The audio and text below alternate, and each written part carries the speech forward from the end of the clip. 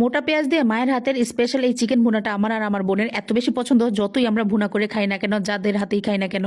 কিন্তু আমার মায়ের মতো ছোট বোনের খুব ইচ্ছা হচ্ছিল মায়ের হাতের এই চিকেন ভুনাটা খাবো। তো কালকে রিকোয়েস্ট করেছিলাম, তো সাথে সাথে মা মুরগি আনিয়ে তারপরে রান্না করে দিল। তো সেই জন্য কিন্তু ভালো মতো মুরগিগুলোকে একদম সুন্দর মতো একটু বড় বড় সাইজ করে নিয়ে কেটে নিতে হবে। তারপর কিন্তু এখানে এই যে পেঁয়াজ কেটে নিতে হবে একটু মোটা করে, সেজন্য মোটা পেঁয়াজ বলেছি।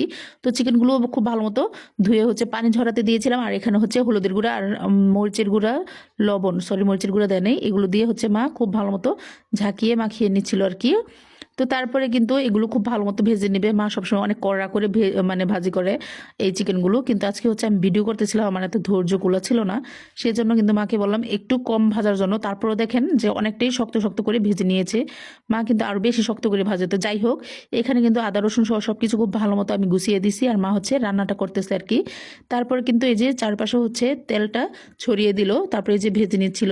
আর ভাজার সময় যে এক পাশ হয়ে যাইলে আরেক পাশ উল্টাই দিছে, এগুলো কিন্তু আরো কড়া করে ভেজেছিল। আমার হাতের এই স্পেশাল রান্নাটার মেন যে স্পেশালিটি সেটা হচ্ছে যে চিকেনটা আছে না, অনেক বেশি শক্ত করে ভাজে আর কি, একদম ভাজা ভাজা লাল লাল করে ফেলে। সেই জন্য কিন্তু এই ভুনাটা খেতে অনেক বেশি মজা হয়। তারপর কিন্তু খুব ভালো মতো হয়েছে ভাজা হয়ে যাওয়ার পর এখানে দিয়ে দিচ্ছে এই যে পেঁয়াজগুলো অনেক মোটা করে কাটা হয়েছে। তো পেঁয়াজগুলো দিয়ে কিছুক্ষণ নাড়াচাড়া করার পরে মা বলতেছিল আর একটু তেল লাগবে, তেল অনেক বেশি কম হয়ে গেছে, সেই জন্য কিন্তু আরো একটু তেল দিয়ে দিয়েছে। তারপর কিন্তু দারচিনি, এলাচি এগুলো দিয়ে দিছে, আর তেজপাতাও দিয়ে দিছে। আজকের তেজপাতাগুলো খুবই সুন্দর, একদম মানে সবুজ সবুজ ছিল। তো আস্ত মানে রসুন নাই, সেজন্য কয়েক কোয়া দিয়ে দিছে। আমার আর আমার ছোট বোনের কিন্তু মাংসের মধ্যে এই যে রসুন খাইতে অনেক বেশি ভালো লাগে, সেজন্য তো কিছুক্ষণ নাড়াচাড়া করে আদা রসুনের যে পেস্ট ছিল সেটাও দিয়ে দিয়েছে। আম্মা কিন্তু সবগুলো মশলা তেলের মধ্যে খুব ভালো মতো ভেজে নেয় বারবারে, সেই জন্য এই রান্নাটা এত বেশি মজা হয়। তো তারপর কিন্তু খুবই অল্প পরিমাণে একটু পানি দিয়ে দিছে, তারপরে হলুদের গুঁড়া, মরিচের গুঁড়া দিয়ে দিয়েছে, লবণ দিয়েছিল আগেই। তো মা কিন্তু খুবই অল্প মশলা এই রান্নাগুলো করে, তারপর এত বেশি মজা হয় মাশাল্লাহ। একদম মায়ের হাতের সিগনেচারের রান্না বলা চলে। আসলে এক একজনের হাতে এক এক রকম রান্না মজা হয় আর কি, সব মায়ের হাতে স্পেশাল কিছু না কিছু থাকে।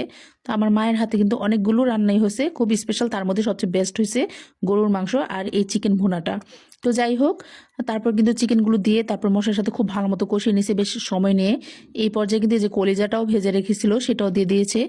আর এই কলিজা ভাজা বা ভুনা এটা খেতে কিন্তু অনেক বেশি ভালো লাগে। তো বেশ কিছুক্ষণ রান্না করার পরে কাঁচামরিচটাও দিয়ে দিল। চিকেনগুলো কিন্তু সব মশলার সাথে খুব ভালো মতো কিছুক্ষণ একটু কষিয়ে নিয়েছে। তারপরে কিন্তু ঝোলের জন্য পানি দিয়ে দিয়েছে। আসলে ঝোল রাখবে না, এটা একদম মাখা মাখা হয়ে যাবে, সেজন্য কিন্তু পানির পরিমাণটা খুব কম ছিল। তারপর কিন্তু এটা নাড়াচাড়া করে মা ঢেকে দিছিল।